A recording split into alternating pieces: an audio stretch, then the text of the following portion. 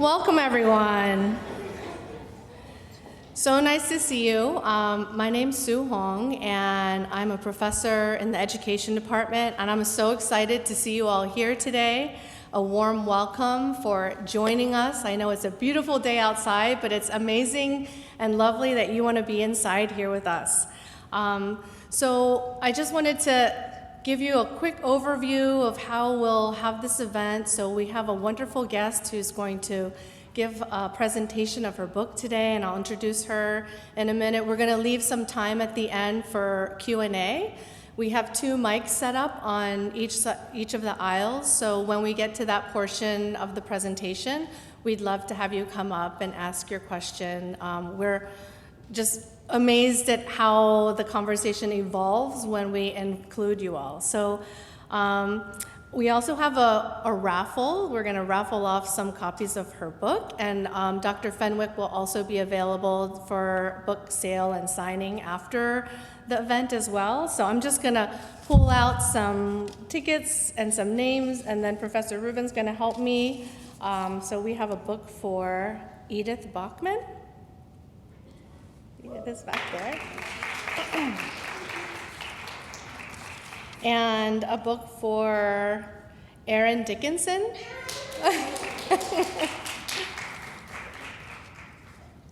This is one of our Ravitch lecture traditions. A book for Charlie Barron. Okay. Fernanda. Hey, Fernanda.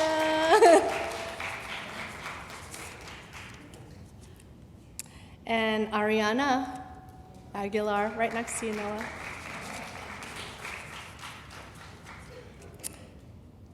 Emily Gill.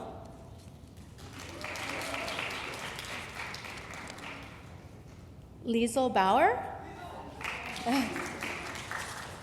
Noah, how many books do we have left? Okay. Evelyn McLear. Oh, that section. Oh my gosh, I can't read this. Rachel, and I can't read, is there a Rachel? I can't read the last part. Your handwriting's pretty though. And Jenny Kichombo Alki. All right. Are those all the books? Okay. So again, welcome. It's great to see you all. As we get started, I just wanted to take a moment to thank Dr. Diane Ravitch, class of 1960, whose generous support of our department makes this lecture and many other opportunities to build community in the education department possible. As we delve into a conversation with Dr. Fenwick today about the role of race, equity, and community in shaping education policy, it's not lost on me that we sit here with an alumna who has devoted her career to promoting educational change that is rooted in practices and policies that are equity-oriented.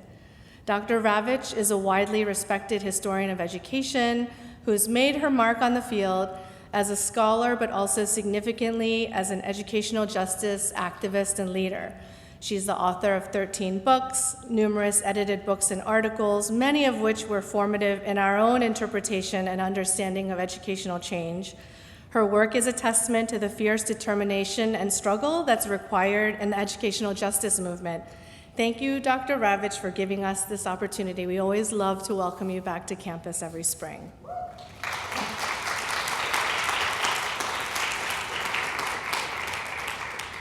So gathering together like this is one of the things that makes our education department community special. In these spaces, we share stories that challenge our understandings of the schools we grew up with, connect with stories that affirm and celebrate what we always knew to be true about our communities, and by sharing the truths of our lives with each other, we acknowledge that we're part of a community that learns from each other. Just this morning, I walked through an exhibit with a student I've come to know over the past couple years, Hunter's in the crowd. It was a collection of art, artifacts, and creative expressions of his research.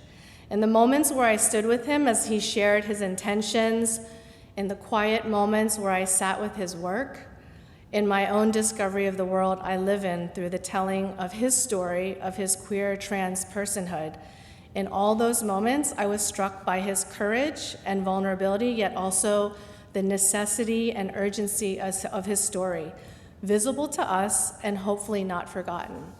And so I'm thinking about that. It's this courage, the urgency of the visibility, and also the bare exposure of the lies we've been told throughout our lives that I was left with upon reading Dr. Leslie Fenwick's book, Jim Crow's Pink Slip, The Untold Story of Black Principal and Teacher Leadership. We have a precious opportunity today to sit with a scholar who will teach us to unravel, expose, dismantle, resist, deny the so-called truths of desegregated schools. She will also call us to action, to open our minds so that we can bring the bright light of freedom, the deep love of families, and the radiant love and warmth of Black educators and leaders and communities into the stories we build about our schools and about educational transformation in the past, in our present, and most certainly in our future. So it's my great pleasure to welcome you to tonight's Ravitch lecture, and most importantly, to introduce you to our speaker, Dr. Leslie T. Fenwick. Dr. Fenwick will talk to us today about her book, Jim Crow's Pink Slip, The Untold Story of Black Principal and Teacher Leadership, published by the Harvard Education Press. The book has been widely embraced, enthusiastically embraced, and hailed as a new touchstone text in our understanding of education policy and the national conversation on racial justice and educational equity. Jim Crow's Pink Slip has been referenced by the New York Times. It was selected as the NPR Book of the Day and listed as the #1 bestseller in education history and theory by Amazon. It was also selected by the American Association of Colleges for Teacher Education, Committee on Research and Dissemination, as the 2023 Gloria Ladson-Billings Outstanding Book of the Year. Dr. Fenwick is Dean Emerita and Professor at Howard University, Dean in Residence at the American Association of Colleges for Teacher Education, and an MCLC Senior Fellow at the U.S. Military Academy at West Point. In 2022, she was appointed by President Joseph Biden to the Board of Visitors at the U.S. Military Academy at West Point. It's my great honor and privilege to introduce you to Dr. Leslie Fenwick. Thanks so much for being here.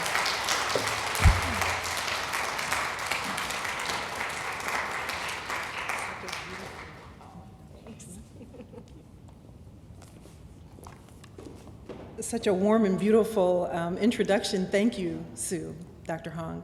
Will Hunter stand so I can see them?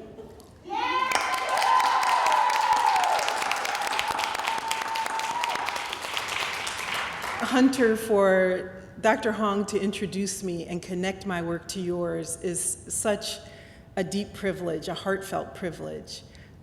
We're telling similar stories, untold stories, and I hope to see your exhibit before I leave campus. Thank you. Thank you for being here. Thank you for your work.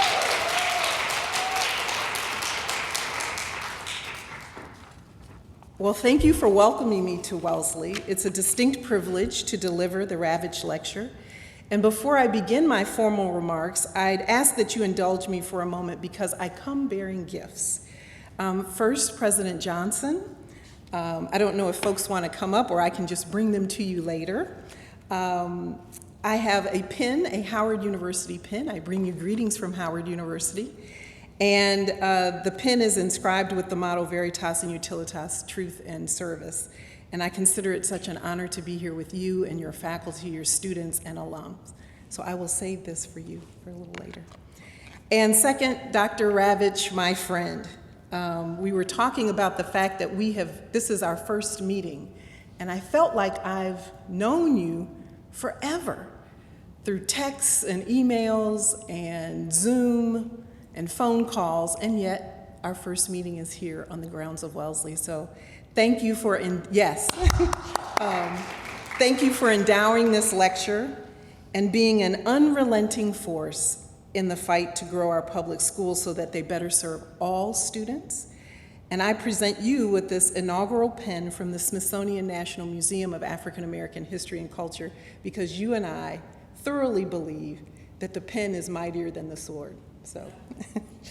And third, Dr. Hong, thank you for coordinating this lecture and responding to my very late night emails about details, and being an exceptionally generous host. Your scholarship on schools and family engagement chart a new way. Plus, I love how you use your positionality and experiences to inform the research and community engagement strategies that you share in your books. I consider it an honor to be a fellow Harvard Ed Press author with you. And I offer you this same pen as well, our sword. Okay? And finally, even though they will hate that I'm doing this, but I did brief them, I'd like to introduce my friends, and I'm even going to make them stand, who've accompanied me here this afternoon. And then we'll get on with the remarks of the day. Diane Renfro is a Wellesley alum, I think class of 68. She went on to become a tax attorney and one of the first African American females who was a partner at Deloitte Touche.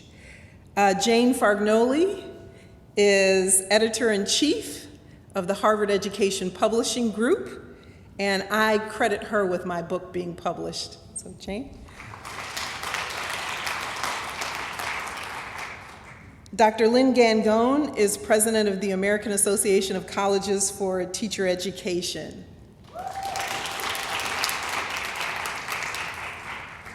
And Captain Simone Askew is a distinguished alum of the U.S. Military Academy at West Point, where she was West Point's first African-American female Rhodes Scholar, and also the first African-American woman to be selected as first captain, which is leader of the more than 4,000 West Point cadets. And she's also substantively at the forefront on fighting for race equity. Well, I'm eager to share the findings from my book, Jim Crow's Pink Slip. My goal is not simply to summarize the book, but to place our discussion in the larger context of what's happening with the American experiment, and how what's happening is shaped by the fact that we're living with these histories that we do not know. And I've tried to keep to my time limit, so it's about 50 minutes on this beautiful sunny day. We probably should be outside under a tree having this conversation, but my remarks are divided into three sections. First, the liberating language of state constitutions. That sounds boring, but I hope to bring some life and energy to it. The way forward to a new reality. And the third section, 100,000 Black educators purged from desegregating schools and replaced by less qualified whites. So for this liberating language of state constitutions, as you know, because you're watching the news, there's much in the daily news about education, about K-12 schools and college and university curriculums. What should be taught? What shouldn't be taught? What words should be uttered? What the teaching of history should purposely omit? What books should be banned? And as we listen to these old and distracting scripts that seek to constrain and, I believe, defile how our nation defines public education, I'd like us to recall what our state constitutions say on the matter. And I say old and distracting scripts. Many of you are younger than 30, so you don't know that these scripts, you may not know that these scripts are very old, and they're certainly distracting. Our state constitutions are not dry and dead documents. They're important for at least two reasons. First, public schools are the one American institution responsible for training citizens, not workers, but citizens.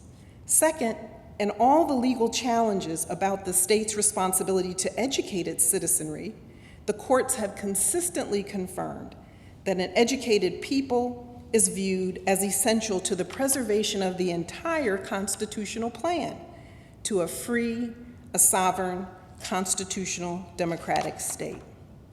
State constitutions define the right to an education that is in beautiful and compelling language. 18 states declare that the state's provision of a public and free education is a democratic imperative.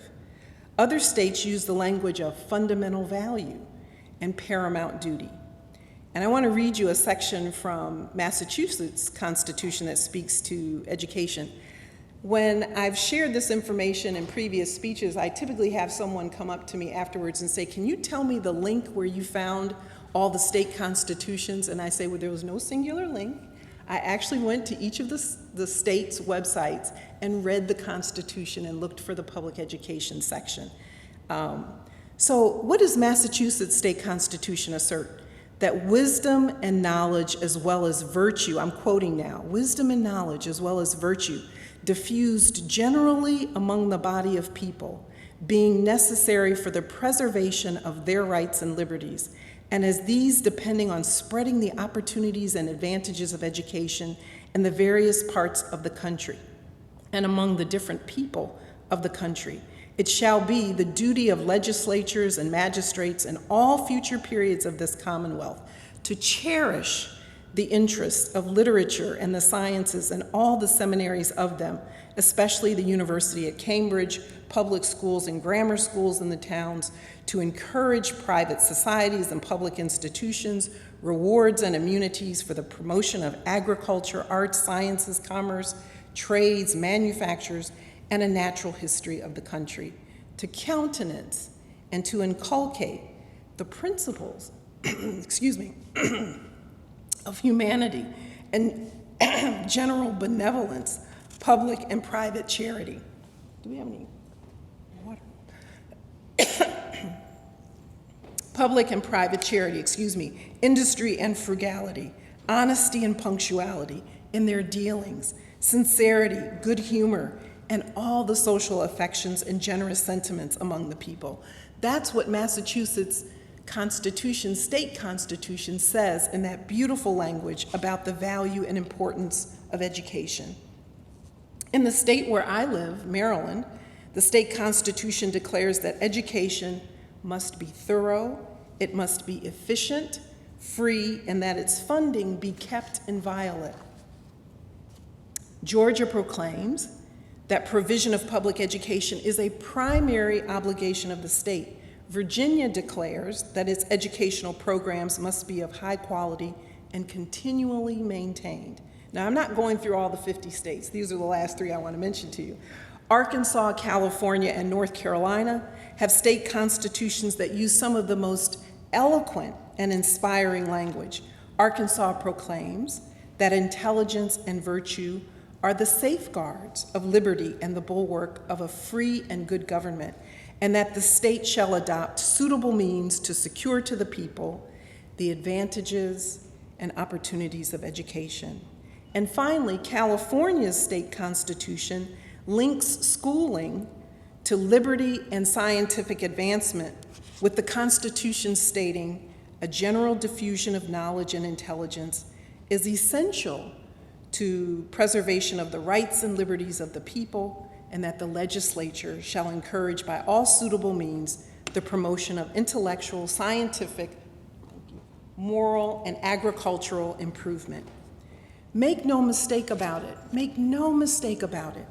We, as members of colleges and universities, we as educators and students, we as citizens, we the non-citizen residents of this nation, we with livable wages, we with trust funds and the privileges of wealth too often built on oppression, we who lack enough food and a home, we who are safe, we who are not safe, we who are women, we who are men, we who transcend labels, we who know no binary boundaries, we who affirm love and do not abide hate, we as regular, everyday people, we ensure that states fulfill their constitutional obligation to educate and not abandon or barter away innocent children's and youth's right to an expansive and functional public education. I share the state's constitutional language because I hope that as we educate our civic duty and responsibilities in this fraught time, The words provide needed cover, that they illuminate and inspire the communities we serve to remember that we seek a broadly educated citizenry to preserve our democracy, not to destroy it. The commonly acknowledged cornerstones of democracy include rule of law, political equality, common good, human dignity, and respect. And I believe that a leader's knowledge about and invocation of these principles and the language of our state constitutions can shape a strategic plan and direction forward and can illuminate a way. In order to negotiate this fractious time, we must be courageous and assertive in our defense of educators in K-12 schools and colleges and universities. We must defend them. We must defend us and build coalitions of support to advance the collective good that schools were designed to serve. Our state constitutions, as I've mentioned, are living and breathing documents. They are not dead, and neither is our nation's history. It's this living history that brings us to this moment in time as our nation wrestles to attain the conjoined goals of racial and educational equity. The way forward to a new reality. If we have a racially divisive history that we need to put behind us, and we do, how do we do so? Most folks don't want to talk about failures and failings.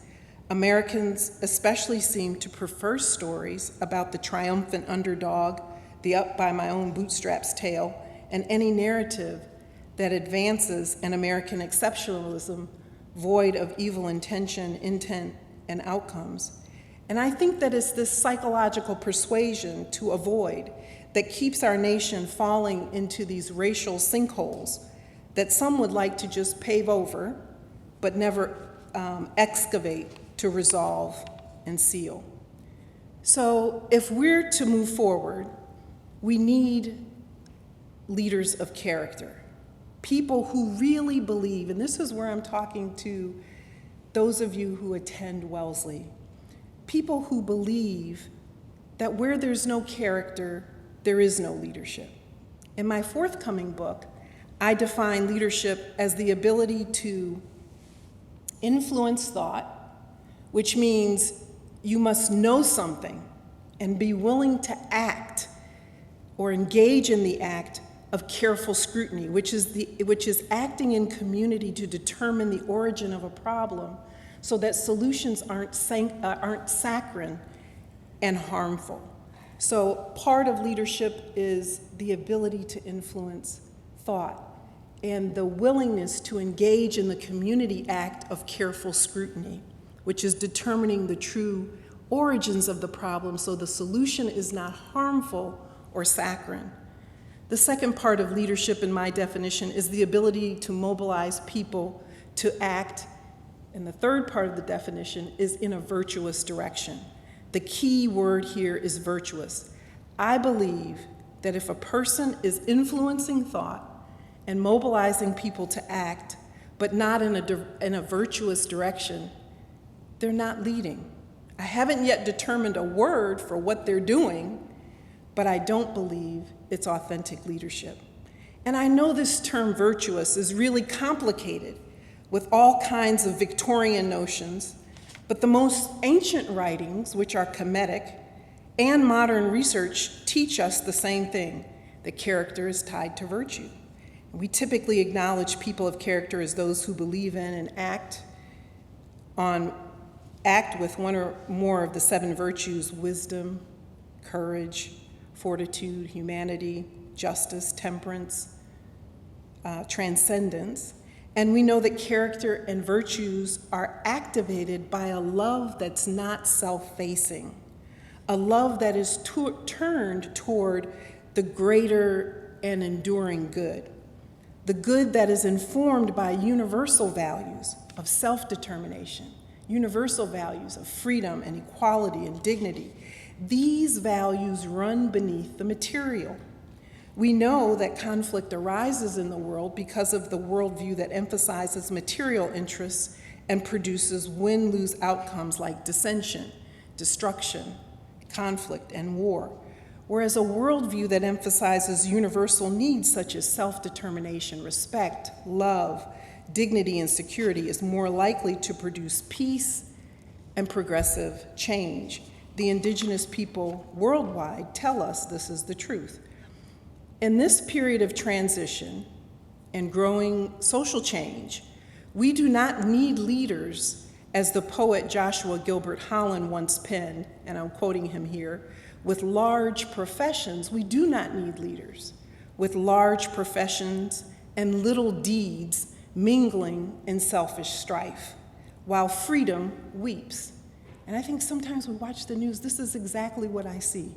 Individuals with large professions and little deeds mingling in selfish strife while justice weeps. We need, as Martin Luther King, paraphrasing one of Holland's poems, said, and here I'm talking to the young people. I know all of us are young at heart, but right now I'm talking to everybody in this room that's under 30, really under 25, but. And here's what King said, and in many ways he's paraphrasing Holland. We need leaders who are positive and yet calm. Leaders who avoid the extremes of racist hot-headedness and Uncle Tomism. Leaders who understand the issues at a deep tissue level. Leaders who are not superficial in their knowledge or ways of being. Leaders of sound integrity. Leaders not in love with publicity, but in love with justice. Leaders not in love with money, but in love with humanity. Leaders who can subject their egos to the greatness of the cause. A time like this demands great souls with pure hearts and ready hands. Leaders who the lust of office does not kill. Leaders whom the spoils of life cannot buy. Leaders who possess opinions and a will. Leaders who possess opinions and a will, Diane. Leaders who will not lie, tall leaders, sun-crowned, who live above the fog in public duty and in private, thinking this is one of the great needs of the hour all over this nation. We need dedicated, courageous, intelligent leaders of integrity. And I say leaders like the Tennessee representatives, the two Justins, Justin Jones and Justin Pearson. So what does this have to do with my book? Let me offer 3 suggestions about how we can productively move forward, I believe, as a nation. And these ideas are explored in historical depth in my book. So the first recommendation or suggestion, acknowledge that structural inequalities are tied to anti-Black racism and act in our own parts of the world to identify and destroy and replace these structures. One of the old failings, or the failings of the old diversity model trainings of the 70s through the 90s, was the attempt to create attitudinal shifts about race, particularly the Black-white racial tandem, without teaching and affirming the intellectual, the historical, and cultural achievements of Blacks. Without this knowledge base, true attitudinal shifts are near impossible and tend to result in just a vacuous benevolence. One of the greatest resources that we have at our disposal as we learn the intellectual, historical, and cultural achievements of Blacks is the Smithsonian National Museum of African American History and Culture. The National Museum of African American History and Culture is the world's 3rd busiest museum. The Louvre, the Smithsonian Air and Space Museum, and then what I like to call our museum, the African American Museum of History and Culture. This status as the world's 3rd busiest museum, I believe, indicates and shows that the nation's and the world's people want to know Black history, which is American history. Educators, whether we're in K-12 or higher ed, no longer have to learn content on our own. Museum resources are adopted for America's pre-K classrooms and higher education, college and university classrooms. They're available digitally and via in-person visits to the museum. Every time I read in a newspaper or see on a news account on television about an ill-conceived lesson taught to school children that involved content about America's racial history, I wonder, why didn't that teacher or individual consult and use materials from the Smithsonian National Museum of African American History and Culture? And I offer this story as an antidote to the madness that's now circulating about critical race theory and the teaching of America's history. And this, what I'm about to tell you, is captured in a piece that I wrote for the Washington Post. I'm a member of the Museum Scholarly Advisory Committee, which is an 11-member committee of nationally recognized scholars who help set the museum's intellectual agenda and exhibition content. And the committee was established by the noted late historian, Dr. John Hope Franklin. If you've not read any of his work, please just Google his name. This is Google can help you out here, and read anything that he wrote. He established the Scholarly Advisory Committee at the museum. In 2017, I offered to give a tour of the museum to that year's class of Rhodes Scholars. And as you know, here at Wellesley, Rhodes Scholars are viewed as the world's best and brightest college graduates. They are among a very select few chosen to pursue graduate degrees at the University of Oxford in England.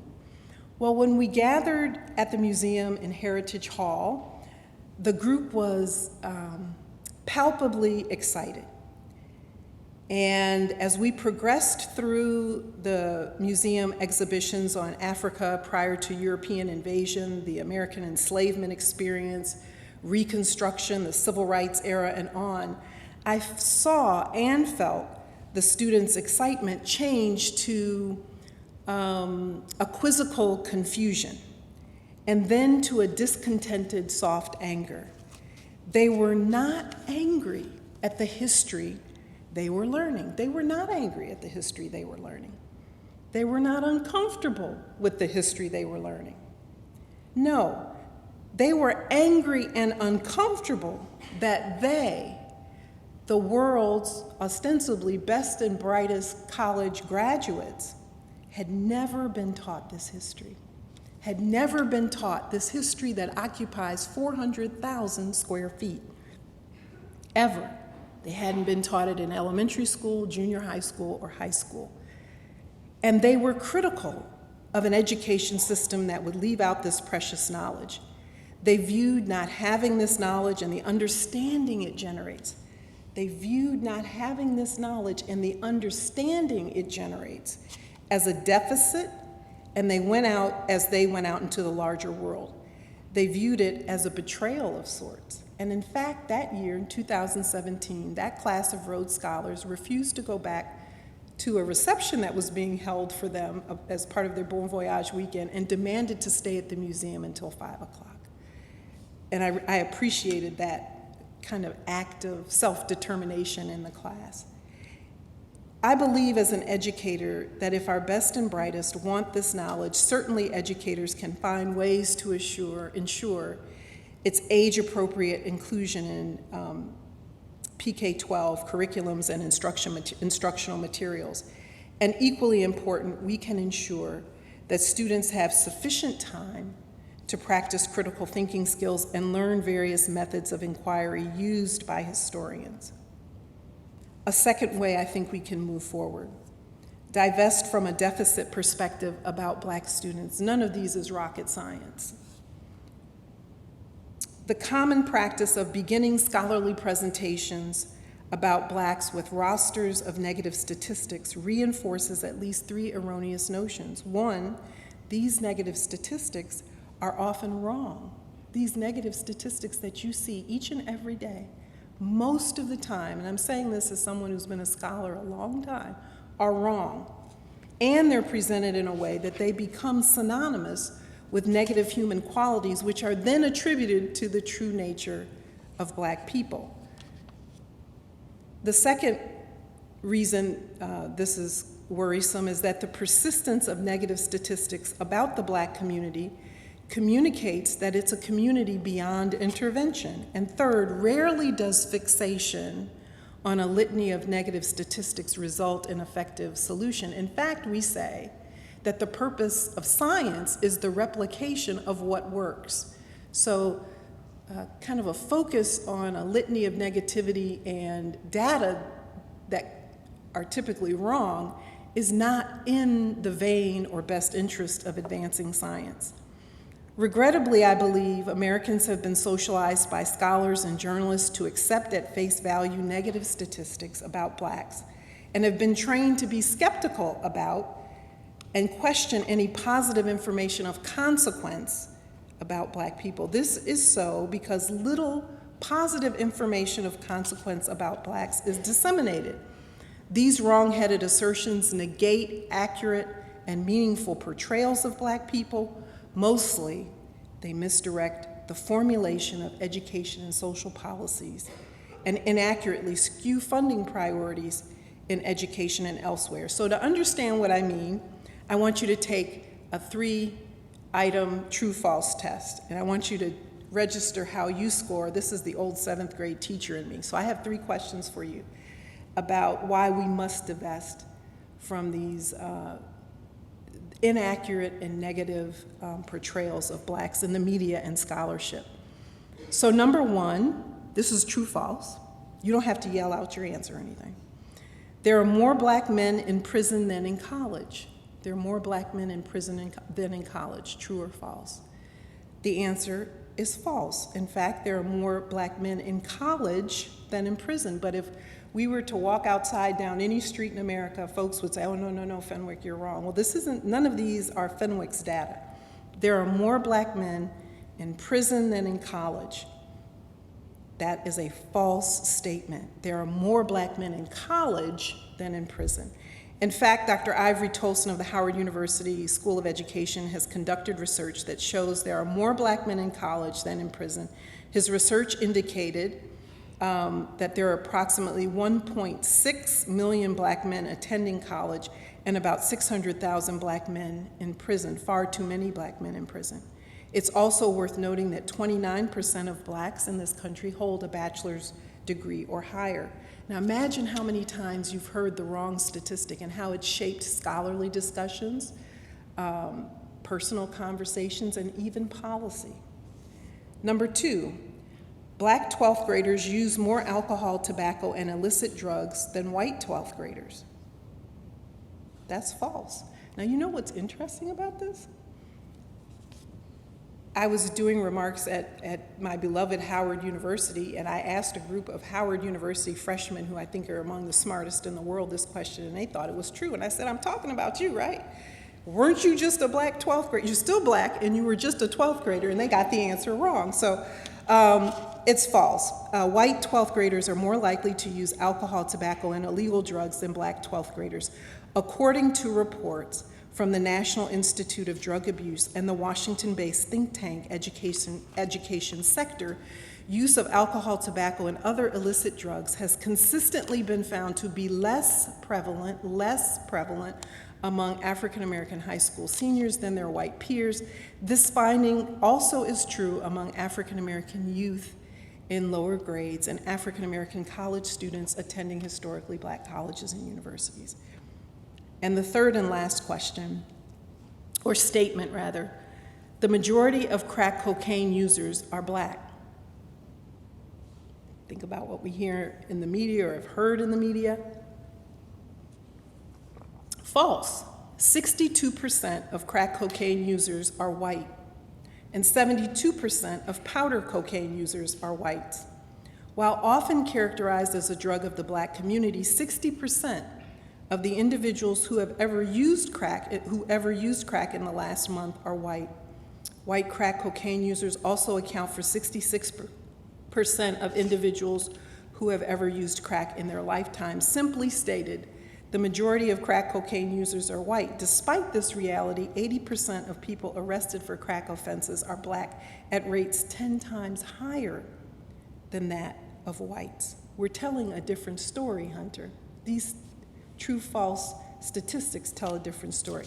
Well, how did you score in your mind? We're all susceptible to this erroneous information that is circulated repeatedly in scholarship, in media accounts, and popular media, news media as well. How did you score? The question and answer sets, and there are 10 of them that appear in an article that I wrote for Education Week entitled Upending Stereotypes About Black Students. But these question and answer sets above are not meant to be a Jeopardy game of sorts. I'll take African Americans for 600. Nor are they about, advancing this strengths-based or asset-based research perspective and good news fantasy about Blacks. Rather, these data sets and numerous others like them that we need you as young scholars to mine and excavate urge a really deep interrogation and interruption of the misrepresentation of Black people in research and media accounts. And I could substitute Black for other groups that have been subject to the same misrepresentation.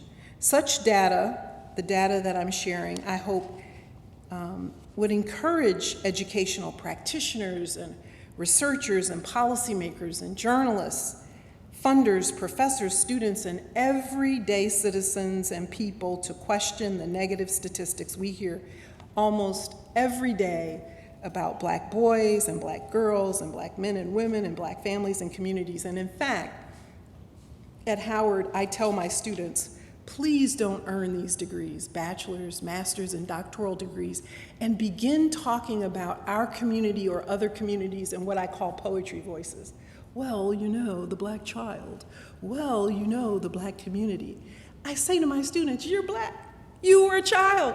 Don't talk about yourself in poetry voices and repeat these statistics many times that are wrong or certainly are not accurate and nuanced presentations of realities in our community.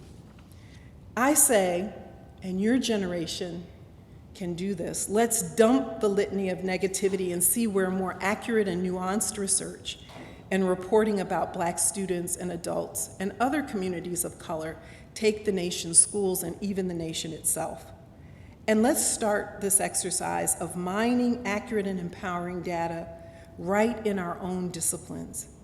And let's also recognize and talk about, and I know you're doing this at Wellesley, that each of our disciplines was founded by racists who believed in and perpetuated the lie of Black intellectual inferiority. And I won't even get into what they said about women, all women, okay? These lies are hard-baked into the theoretical foundations of each of our disciplines. And I believe that it will be your generation that recognizes this, extracts it, and creates new theoretical foundations to rebuild disciplines and areas of inquiry. Finally, as we move forward, we need to recognize that history isn't dead. And as I said earlier, that we're living with histories that we don't even know, and they're affecting us, like the air in the room. You've heard the saying that there's nothing new under the sun. Certainly this is true for public education and the current scuffles that we see around the enterprise of public education. When I watch and read the news accounts of certain politicians and parents objecting to the teaching of Black history and a more truthful accounting of American history, banning books and physically threatening school board members, I think about the resistance to the U.S. Supreme Court's groundbreaking Brown versus Board of Education decision, which outlawed racial segregation in public schools. The tactics being used now come from the exact same script. As you know, the decision came down in 1954, and I know that feels like ancient history to younger people in this room. But massive resistance to this new law of the land stalled desegregation well into the late 1970s in the 17 dual system states that were operating by law racially segregated schools at the elementary, middle, high school levels, and colleges and universities. Those states were from Delaware all the way down to Florida, over to Texas, Arkansas, Oklahoma, Kansas. My book examines the consequences of our following myths and not the historical facts. As a result, our nation is still living with the fallout of the desegregation era. And I'm going to try to bullet several things that we think about Brown that aren't quite accurate and why that matters now. So here are some of the historical facts that are tied to some of today's tension. Brown was not intended to simply mean that Black and white students were to be educated side by side in order to achieve integrated schools. Brown and many legal decisions subsequent to it demanded that public schools integrate wholly, meaning that their administrative ranks, the superintendents, principals, and other district leadership, faculty, and student bodies were to become integrated, not just the student bodies. And we never talk about this aspect of Brown. The failure to integrate school personnel was and remains the unfulfilled promise of Brown. Brown also did not mean that all Black segregated schools were to be closed and that all white segregated schools were to remain open and become the near singular recipient of Black students. But that's what was orchestrated to happen by segregationists who used state laws and public tax dollars to resist the new law of the land. At the time, voting rights for Blacks were severely restricted and in most jurisdictions non-existent. Racial discrimination in state laws, violence, and intimidation resulted in few Blacks being registered to vote in border and southern states. And we still see this reverberating as well. With Blacks denied their most basic right as citizens in a democracy, the right to vote, whites maintained control over all state and local elected and appointed offices, policy formulation and implementation, and budget allocations and expenditures. In their rush to stop, rather than fulfill Brown's mandate, white elected and appointed officials in political bodies, school boards, superintendents, state legislatures, the whole legislature, not just individual legislators, and governors initiated a massive resistance strategy that supported ultimately the firing, dismissal, and demotion of 100,000 Black principals and teachers between 1952 and the late 1970s. The mass closure of Black schools and influx of Black students into previously segregated all-white schools led to an increased need for principals and teachers in desegregating schools. But with Black principals and teachers illegally pushed out of school systems, white superintendents and school boards found themselves in their own invented quandary.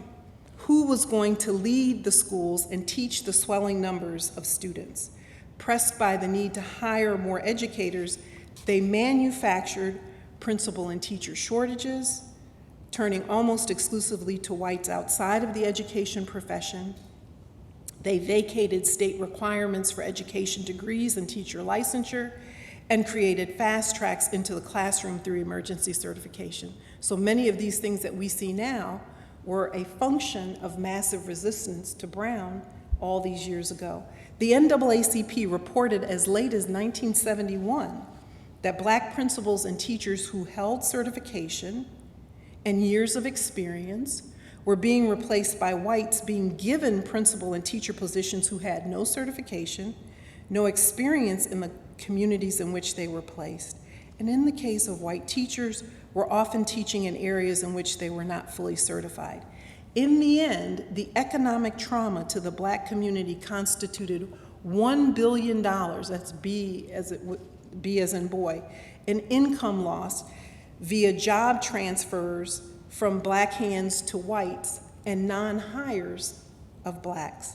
When Brown first became law, the nation had a choice: desegregate schools by integrating Black principals and teachers along with Black students, or fight desegregation of schools every single step of the way and with extreme measures. And obviously, the latter course was chosen, a course evident in decades of court decisions and open, protracted, and sustained hostility to Brown by untold numbers of segregationists who were elected officials, school district leaders, and citizens. And some of those hostilities I see as informing much of the political dissension that we see today.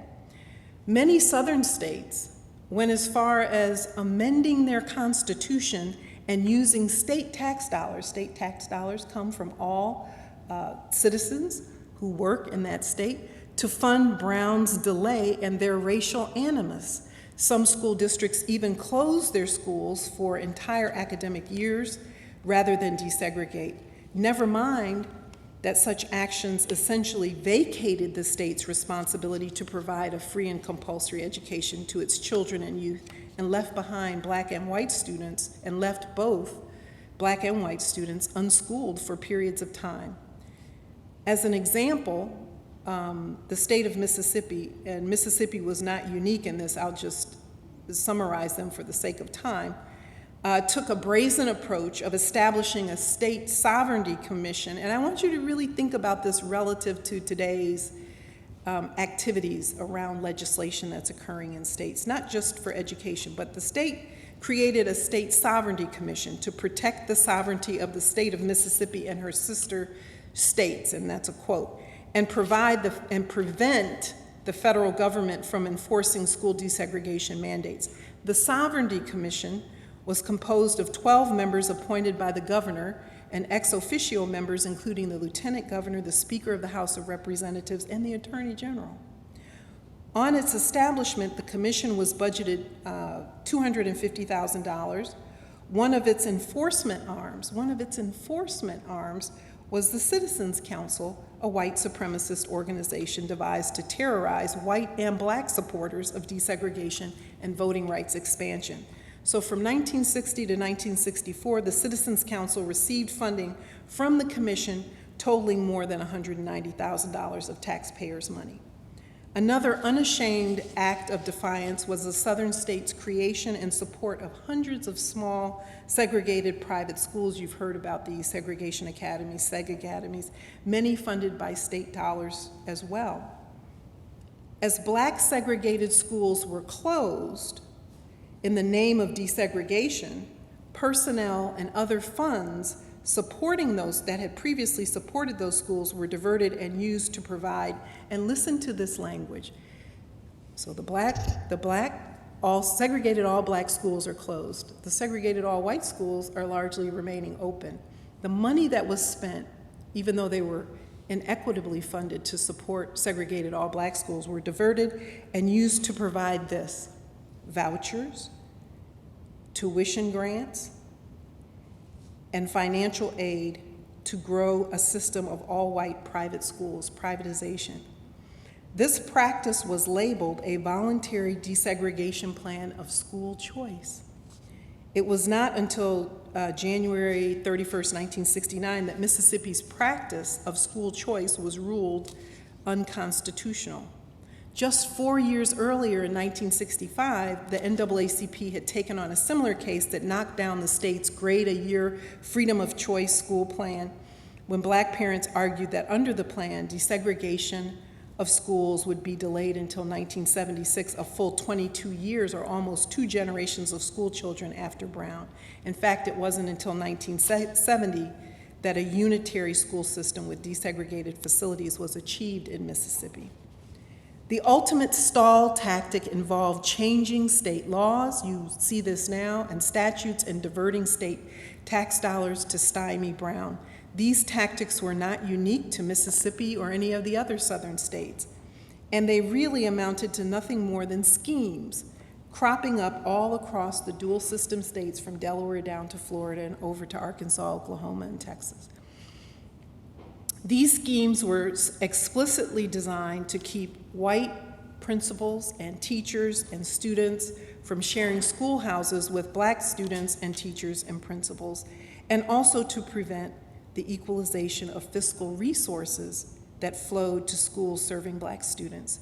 The schemes were called, as I mentioned, school choice plans, vouchers, tuition grants, privatization, and each enacted financial equations to benefit white communities. Each of these schemes served its intended purpose well and for decades, and each of these schemes still exists today to the detriment of Black and poor students and to the detriment of the cause of public education for all. Finally, my final section, 100,000 Black educators purged and replaced by less qualified whites. The fight to decimate the ranks of Black educators was so pervasive and severe that its fallout eventually reached the halls of Congress, prompting a series of U.S. Senate Select committee hearings in 1971 about the displacement and status of Black school principals in desegregating schools. In a riveting account shared with the Senate committee, a Georgia educator, Dr. Betty M. Smith, explained to the committee chair, who was then Senator Mondale, and in fact, as an aside, the original chair of this committee was Edward Brooke, Massachusetts' first Black senator. He didn't chair the hearings at the time because he was hospitalized, but he advanced the cause of Black principals and teachers to Washington. Dr. Betty Smith explained to the committee chair, then Senator Walter Mondale, who later becomes U.S. Vice President, why the illegal displacement of Black principals and teachers constituted a painful and unfair loss of talent to the nation's schools. Like most of her Black peers, Smith was well educated, with a bachelor's degree from historically Black Tennessee Agricultural and Industrial University, now Tennessee State University, and master's and doctoral degrees from New York University. In fact, she was one of three Blacks in the state, one of three individuals in the state of Georgia who had a doctorate. As secretary of the Georgia Council of Secondary School Principals, Smith told the committee that she had seen the organization's membership dwindle from 190 in 1969 to 6 in 1970 because so many Black principals had been illegally removed from their position, as she said, due to the integration situation, meaning the closing of all Black segregated schools and illegal firing and displacement of Black educators. And this is what Smith said: "I do not speak this morning from a personal standpoint. I speak for all the Black principals in the state of Georgia, but I think I can best depict their plight by citing the experiences I have had as a secondary school principal." Dr. Betty M. Smith was not alone. She was in all respects the rule and not the exception. Despite her exceptional academic credentials and professional success as a principal, she was summarily fired and replaced by a less qualified white male. In the 17 dual system states, Black people were tax-paying citizens of their home states, but barred by state law from attending their state's public and private colleges and universities, which were white reserved. So generations of Black citizens played by the rules, convoluted, insulting, and imposing as they were, earned undergraduate degrees at HBCUs, and then trekked to the Northeast and Midwest to earn master's and doctoral degrees, and returned to their home states to serve as principals and teachers. This academic migration, as I name it in my book, not only made Black educators more academically credentialed than their white counterparts who remained in their locales, but it also provided them an experience with integrated education that their white peers hadn't had. Since the early 1900s, significant numbers of Black principals and teachers had, through a confluence of circumstances, earned master's and doctoral degrees from some of the nation's most prestigious universities in this order. So the majority of Black teachers and principals are going to these institutions to earn master's and doctoral degrees before doing their academic migration back to the South and the border states. New York University, Columbia University, University of Chicago, Harvard University, University of Michigan, University of Pennsylvania, The Ohio State, and Iowa State University. Between 1930 and 1960 alone, Columbia University awarded 144 doctorates to Black graduates of HBCUs, just to give you a sense of how many were doing this. Their academic migration made a difference in terms of the quality of all Black segregated schools. as one example of the rule of the many all-black segregated schools. So this is not an exception, this was the rule. The 1926 roster of Sumner High School in Kansas City, Kansas, indicated that 41% of the all-black faculty held master's degrees, including 3 from the University of Chicago. By 1935, the percentage had grown to 61% with master's degrees, including 3 faculty who earned master's degrees from the University of Chicago, 2 from Columbia and 1 from Harvard. Notably, with the integration of the school's faculty to include more white teachers, the percentage of faculty members with master's degrees fell below its 1926 level to 35%. Sumner High School students benefited from this cadre of highly credentialed and effective black educators, particularly in the sciences. Students were known for their stellar achievement in regional and national science fair competitions. They placed first and second in the interracial Greater Kansas City Science Fair competitions, which drew students from Kansas City, Kansas, Kansas City, Missouri, and all throughout the state of Kansas. The Senate hearing transcripts are replete with state-by-state reports, research studies, letters from affected black educators testifying to the trauma and irony of what constituted the most massive purge of educators ever experienced in the U.S. public system. In fact, a 1968 Maryland State Department of Education report was one of many that concluded that black educators were being replaced by lesser qualified whites. And this is what the report said. Since black educators tend to be more qualified than white principals with respect to, since black principals tend to be more qualified than white principals with respect to degree and certification status, it's necessary for those who appoint principals to provide data that would explain why the discrepancy between black and white principal appointments exists, especially at this time when schools are desegregating.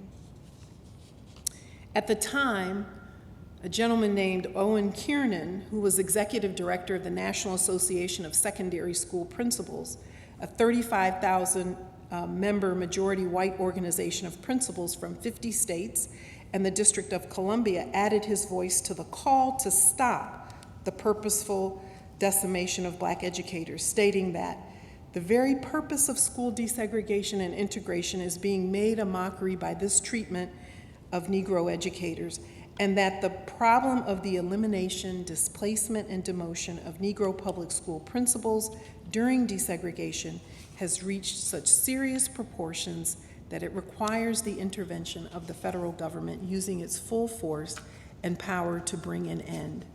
Well, despite the calls to arms, little was accomplished that stopped the hemorrhage. Prior to Brown, in the 17 dual system states, 35 to 50% of principals and teachers were black.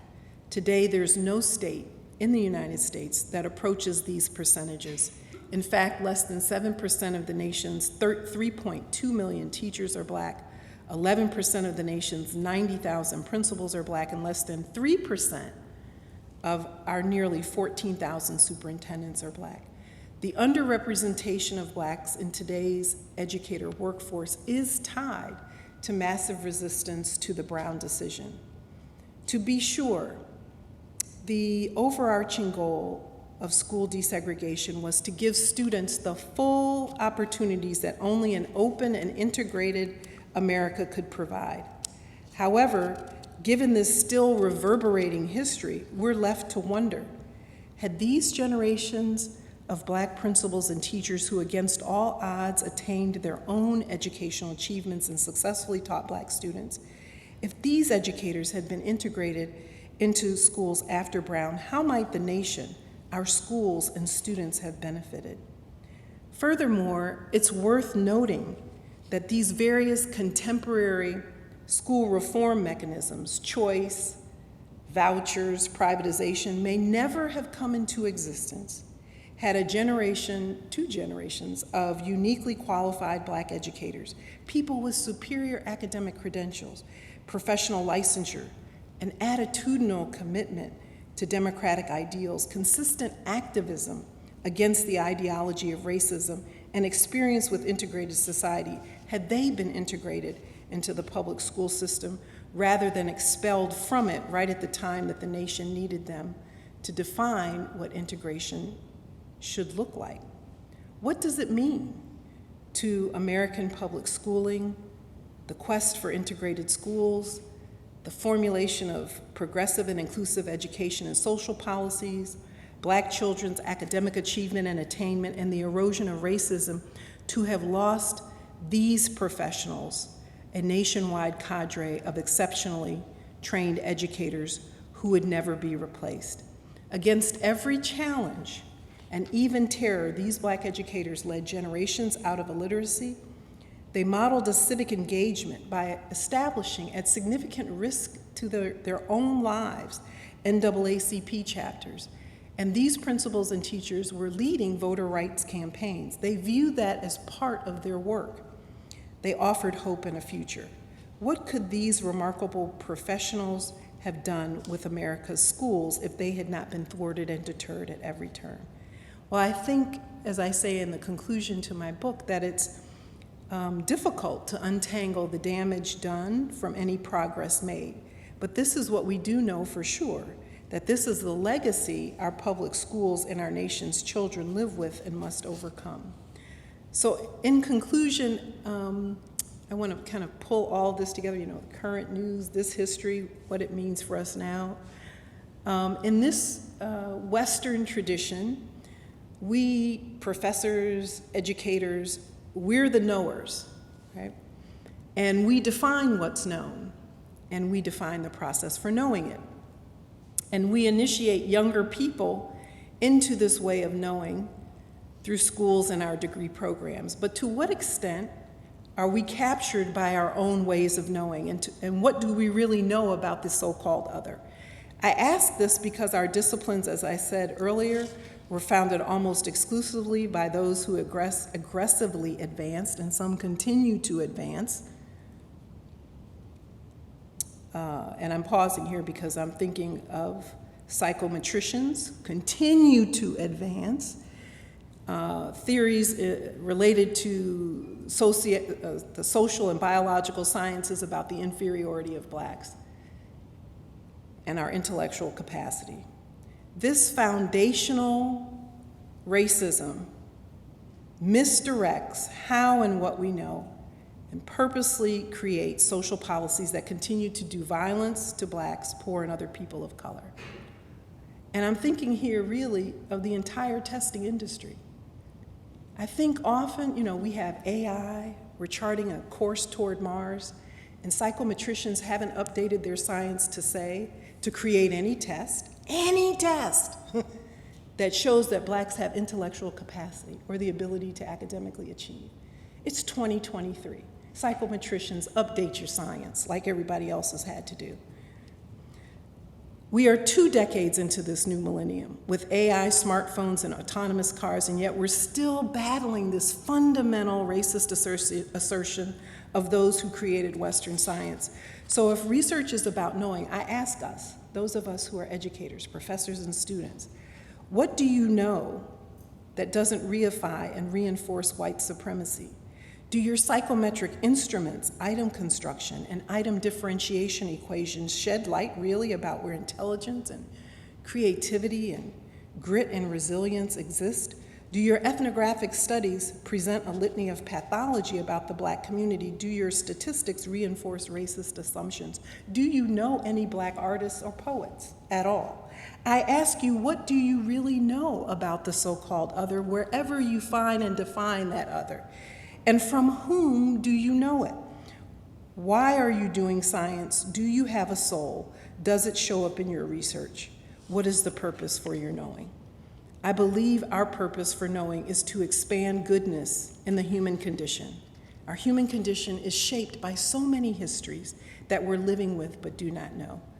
As we go forward, these histories must be excavated by you, the young scholars, and claimed and used in the fight to right the record, to truth tell, and to heal the wounds inflicted by structural racism worldwide.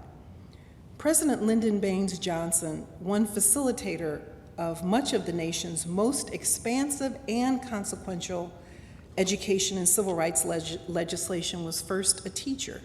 And during his presidency, he often referenced his first job out of college as a 6th and 7th grade history teacher in a school in a rural, poor Texas community serving Mexican American students. And I think, and I'll conclude with this, that Johnson's words then are still instructive to us now. And this is what he said: "I often walked home late in the afternoon after classes were finished. All I knew was to teach my students the little I knew, hoping it would help them against the hardships that lay ahead. Somehow you never forget what poverty and hatred can do when you see its scars on the hopeful faces of young children. I never thought then, in 1928, that I would be standing here as president in 1965.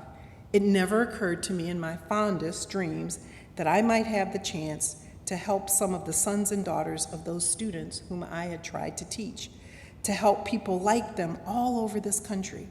But now I have that chance," said Johnson. "I have the power, and I'll let you in on a secret. I mean to use it.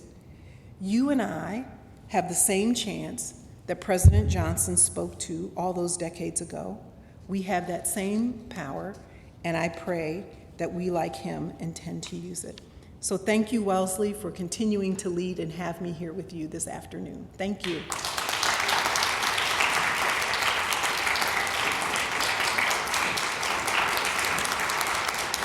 Thank you.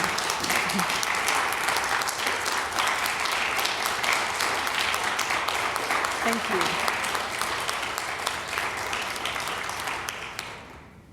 So I understand there's a Q&A. Don't be shy. Feel free to use either mic.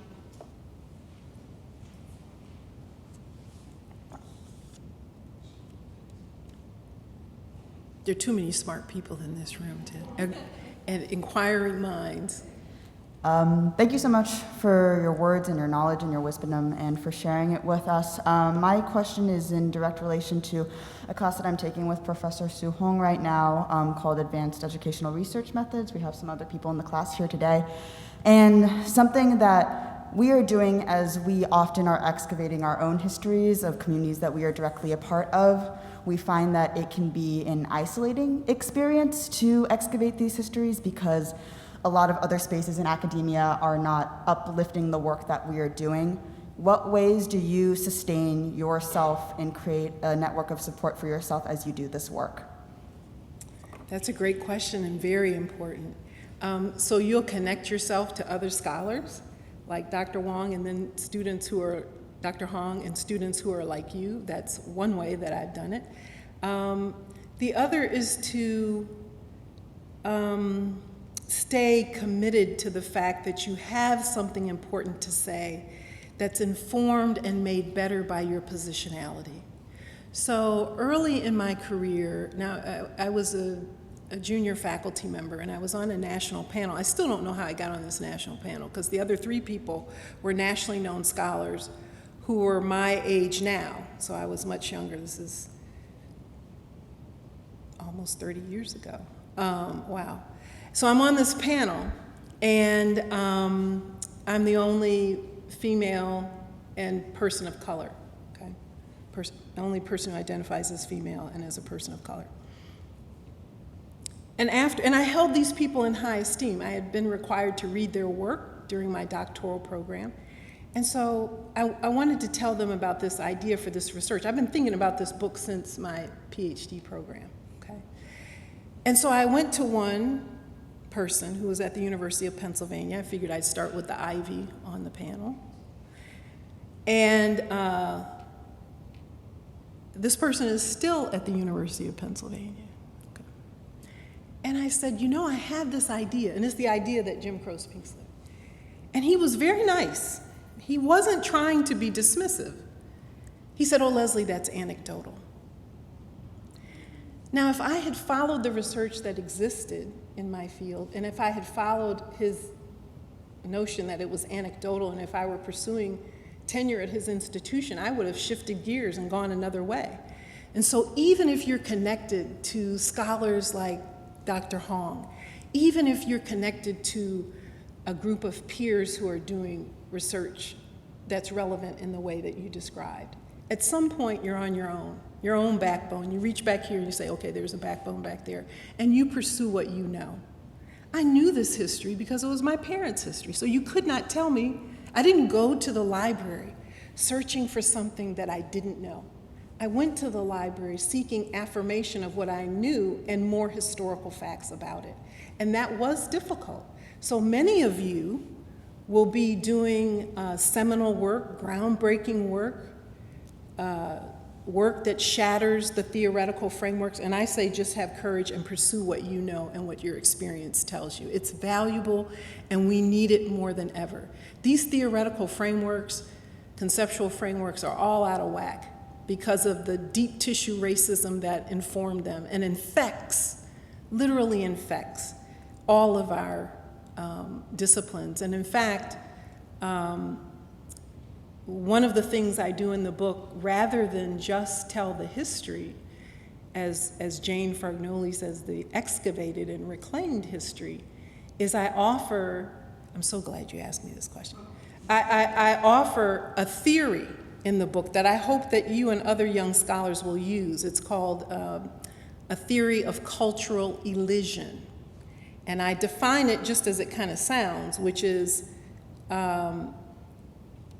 this foundation for the book is, the theoretical lens is intended to turn our attention toward which that has been elided, looked over, glossed over, not included. And this is the last thing I'll say on this. In this case, it's unheard of. We don't hear narratives about when blacks as a group, not as one exception, as a group exceed the mark and are still captured by the arc of racism. So I wonder how we would be defining conversations around affirmative action if we started with these 100,000 people who had more credentials despite all the racial constrictures of the time. So I hope that you and other young scholars use the theory of cultural elision in your work, and you will find yourself needing to be brave. Thank you. Thank you.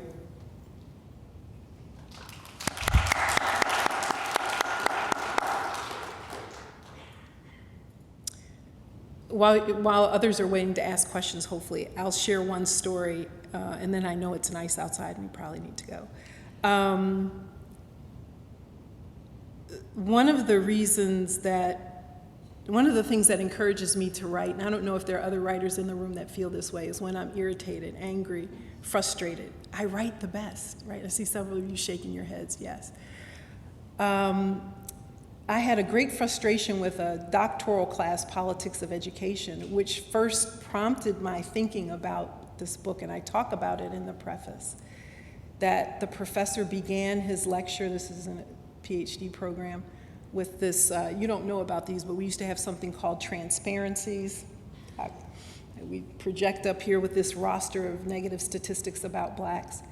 And I remember asking the faculty member, and there was stiff-necked silence in the room, well, don't you think without any framing that you're reinforcing racist notions about the black community? And what does this have to do with this class in politics of education? I remember leaving that class really angry, going to the library saying, I'm coming back. I did two things. I'm coming back and teach this professor some real statistics about the black experience. And number two, when I become a professor and teach the politics of education, I hadn't even finished a doctoral degree, that was the first semester. I'm not going to teach like this. And for my project for the class, I'm going to write a politics of education syllabus. And that was kind of in your face of the faculty member. Like, you said we had to do a project, here's my project, this is what a politics of education syllabus should look like, and these are the data and information that should inform the class. I got a B in that class. It was my only B in my PhD program. My point in saying all this is, you know, if you find yourself in a space that makes you angry, irritated, you think it's an affront to your positionality or another group's positionality, use that energy to write, to explain, to teach. And that's pretty much the only energy that I've been using in anything that I've written. And I think had I not been angered, I may not have written any of these things. Oh, good. We get to have a conversation. Yes. There's been a lot of laws passed in states around the country banning the teaching of critical race theory. And I define critical race theory as being aware of injustice, being aware of social and economic and political injustice. And it seems sort of unexceptional that you would want to have people aware. You know, the term woke means the same thing, being aware. And some people are so anti-woke that they prefer to be known as asleep, which I don't understand. But I thought I would ask you, how would you define critical race theory, and what do you think is motivating the people who are raising a great hullabaloo about it? Mm-hmm. I think the whole conversation about critical race theory in the political debates is a distraction from the serious work that our country needs to do. So first, I think it's a distraction. Second, I would say, as a faculty member who teaches PhD and EDD students, that nobody's really teaching critical race theory because it's quite complicated. And we know that it evolved out of legal studies, right? Law school, law theory. One of the reasons I mention the story about the Rhodes Scholars is to push against this idea that learning the history of America is harmful, is not a good thing. So, I don't understand anyone in life who wants to constrict intellectually or in any other way. As for lessons about American history, Black history being harmful or making students uncomfortable, most of my educational experience, I've been uncomfortable with what's been taught to me in the classroom about Black people and other people of color and women. So I view all of it as a harmful, divisive distraction. And I think that when we're learning and growing intellectually, there is discomfort. And if the discomfort is associated with truth, that's good. Listen, in this country, we've had a racially divisive history. We've had a racially overcoming history, and we continue to go through those cycles. And I think what we really need to be concerned about is some of us are getting tired of the cycle. Why is my humanity as an African American and woman always up for debate and discussion and never inclusion in the great conversations about the historical, intellectual, and cultural feats of this nation and the world? We're tired of it. All of us are tired of it. However we identify, and certainly if we identify as groups that have been marginalized. So I think there are individuals who, for their own political reasons and because of racial animus, hate, just living in hate and dissension, perpetuate the hate and dissension. But guess what? Wellesley's in the room, and they're all across the country. One of the things that was very gratifying to me, and maybe this is what these people fear, I had the gift, the blessing of being invited to do a tour of the Smithsonian with the 2023 class of Rhodes Scholars, and then I joined them at their Bon Voyage dinner, these young people. And part of the tradition of the Bon Voyage dinner is each of the scholars has a little video, a 1-minute video about themselves and their area of research expertise that they're going to go off to study at Oxford. Every single one of them, whatever their discipline, had a critical race theory, emancipatory justice theory, racial justice, social justice, conceptual framework underlying their area of inquiry, and spoke more beautifully than I ever could about it. And maybe that's what these individuals fear, that a new world is coming. Well, guess what? It's already here. Your eyesight is just catching up. It's already here. Look at Hunter's work. It's already here. And Hunter's not the only one. So.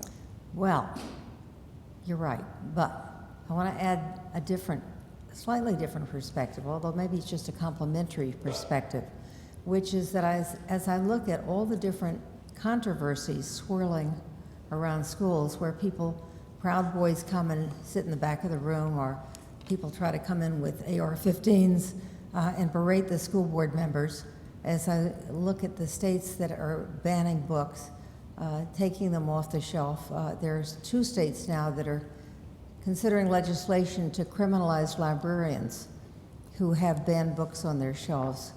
So there are a lot of different things swirling around the schools, and I think that it is in concert with a very strident, powerful movement for vouchers. The people who are pushing anti-CRT and book banning and teachers are grooming their students, the teachers are pedophiles, but in the private schools they're not.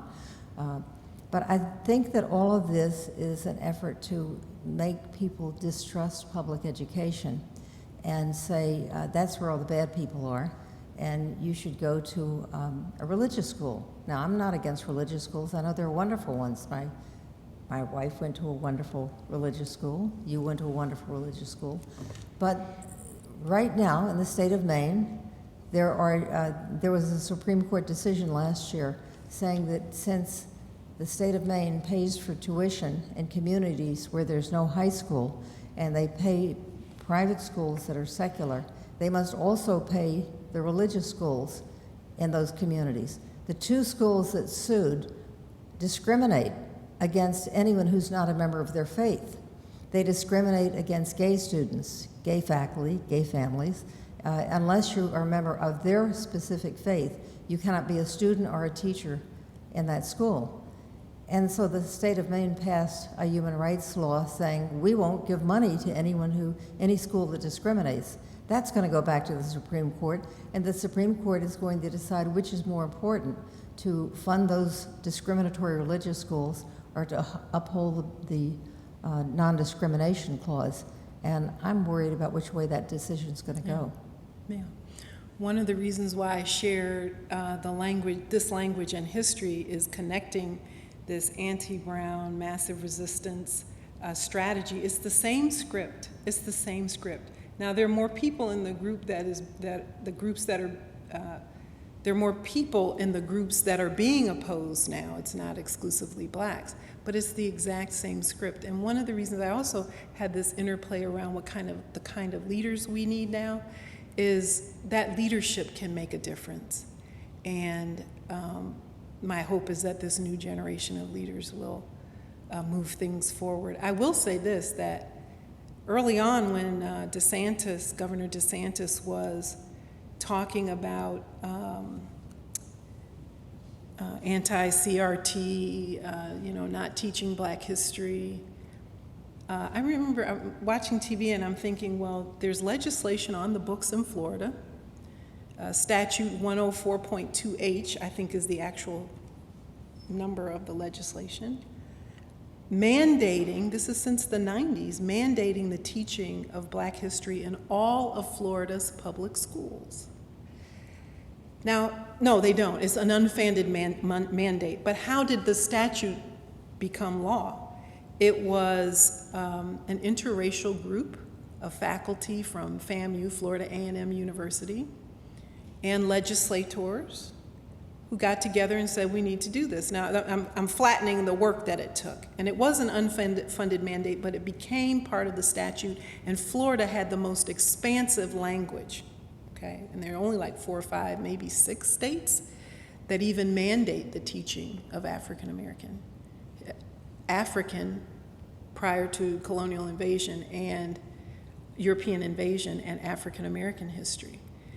I point to that because it's an example of bipartisan, diverse groups coming together to advance what's good. And these people that are talking about some version of the past are not leading. Whenever you're looking back, you're not leading. And it is worrisome. And we're in a time where we need leadership of character, leadership that's not exclusively self-facing. And it's a dangerous time, I believe. Very dangerous time. Since no one else is asking a question, We have one brave soul that's. I read I blog every day, and I read two Florida newspapers every day, the Orlando Sentinel and the Miami Herald, and one of them posted the story that only 11 out of 67 counties in Florida are actually teaching the mandated African American history course. The other interesting thing was when they passed the law mandating it, it was because, I believe it was Professor Marvin Dunn in Florida, who wrote a book about the massacre at Rosewood, where there was some incident that caused a white mob to come into Rosewood, which was a black town, and to burn down the entire community and kill as many black people as they could and abolish that community. And those survivors sued the state of Florida. This was in 1920, I think it was in 1923 or 27. But they, in the late 80s, began suing Florida, and it's the only state in the country that is paying reparations to the survivors of the Rosewood Massacre. And that's why at the same time that they agreed to pay reparations, they agreed to have a mandate for Black history, which is only spottily honored. Yeah. But Florida is a very interesting story because there were apparently more lynchings in the state of Florida than any other state. That's a history they want to feel. Don't go to Florida. I think that the new histories or the histories that we're excavating and reclaiming will add a lot to the conversation about reparations, the serious conversations about reparation.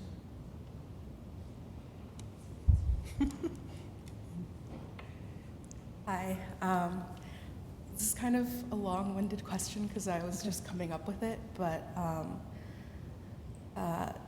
you were a teacher educator and a teacher yourself. And so I guess I just want some advice because we have great teachers here, professors, who really kind of emphasize like the importance of education and also including community and family within that education. So how can we kind of keep a really like radical and truthful classroom, but not just in the classroom, but extend it beyond to educate families about why this is like our pedagogy and why it matters to teach things like CRT, even with children as young as elementary school? This is a big and important question. So, and I struggled with this as a young teacher as well. I worked in predominantly Black schools that would be viewed as poorer communities. And when I looked at my textbooks, I didn't see anything in them that reflected my community, my students' community, and that concerned me. It really bothered me. I thought that when I went to the world history book, I said, I'll find it there. Nothing. Shocked. This is the 80s. That may seem like ancient history to you, but it's not that long ago. And so I began my own education. So one piece of advice is begin your own education so that you can attach to the students that you're teaching, wherever you find them. So in my case, my education was kind of matched, my students, majority Black, matched with my own history and positionality. But begin with your own education. And I would say use the Smithsonian museums, all of them, to expand your educational base. You know, there's a Smithsonian Native American Museum. There's discussion about a Smithsonian Hispanic Museum now. That's a resource that has been, for lack of better words, you know, vetted and verified. And If it's in the Smithsonian, we hope it's true, right? It's not just been slapped up on a wall somewhere. The second thing is that I would say is don't be deterred and connect to other teachers like yourself in your building and elsewhere. Don't be deterred. You know when your students are not being reached, right?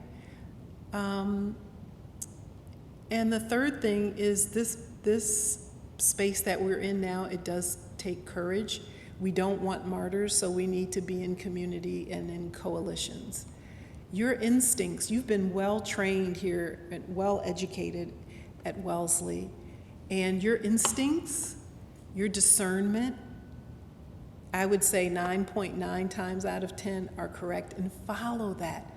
Don't let that be sterilized. Keep following that, because there'll be people, oh, don't worry about that. No, worry about it. If it worries you, worry about it and do something about it.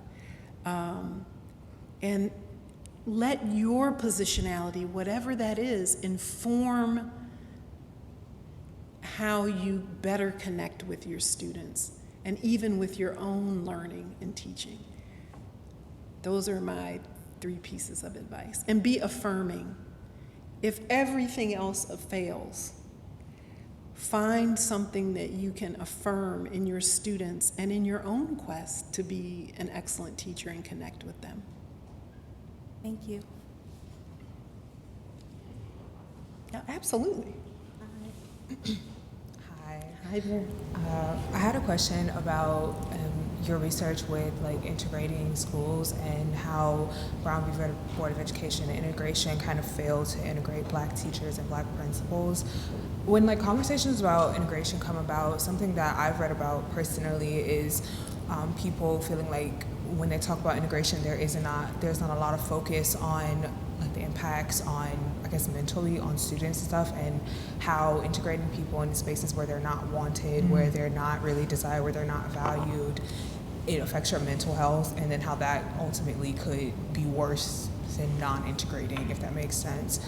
And I guess I want to ask your opinion on what does that look like? I guess, how do you feel about that? And then what does the research say about the reverse when that happens to faculty and like staff, and how integrating Black and brown, I guess, racially and ethnically marginalized people into spaces that are unwelcoming and not really equipped to handle that integration, how can that be better, and how does that like historically look like? So if we were at Howard right now, I would say, okay, one of my PhD students is asking an important question that should be answered in dissertation research. This is an important question. If you, I don't know if everyone heard in the back of the room, but if you press for integration and have communities that have been marginalized in spaces where they're not the majority and the culture has not expanded to include them as not a them, but an us and a we, what does all of that mean mentally for those students, their mental health, their physical security, their intellectual growth and development? I think it's troublesome. So I would say 2 things. One, it wasn't the Brown decision that created this circumstance. It was massive resistance to the law of the land. So that's how we got here. I always like to repeat that the Brown decision was a miraculous intellectual feat that the country needed and that citizens deserved. But we still are doing incredible work. And I think if the individuals who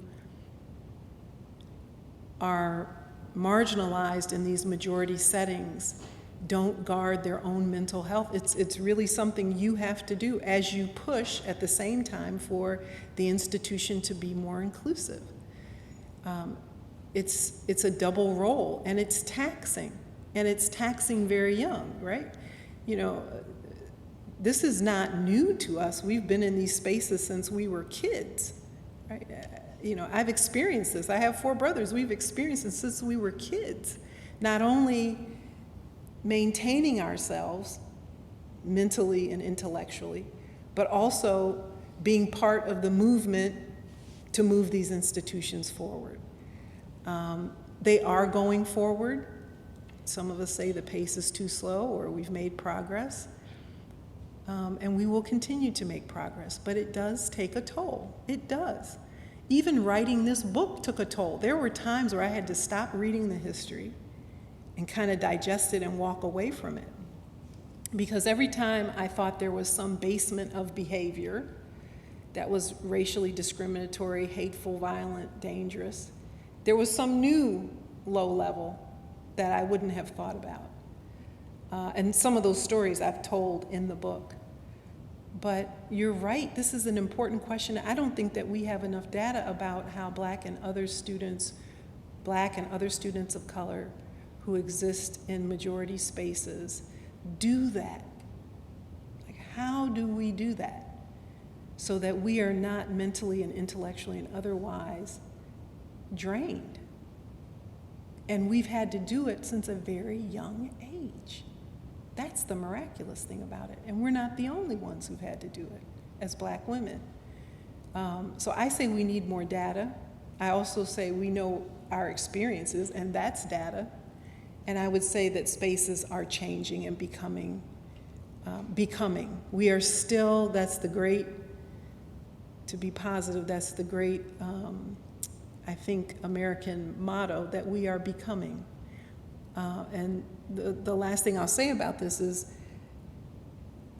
on the positive arc of becoming, there's also an arc of tiredness about why our humanity has to become, and why our humanity isn't recognized in all spaces. And that's probably my admonition to leaders my age. This generation, they're not waiting. They're willing to disrupt right now, and they should in every area they find themselves. But we don't need martyrs. We need these servant leaders to be successful. And it's unacceptable that any human being's humanity has to continue to be negotiated in law and common interaction. It's unacceptable anymore. We've reached the end of that arc. And I really think that the two Justins in Tennessee, they showed us, we're not going to play by these rules. And I think we need more of that. Let the theoretical frameworks go. Let those old regressive laws and rules go. I think it's the only way we're going to really step forward fully. Very important question.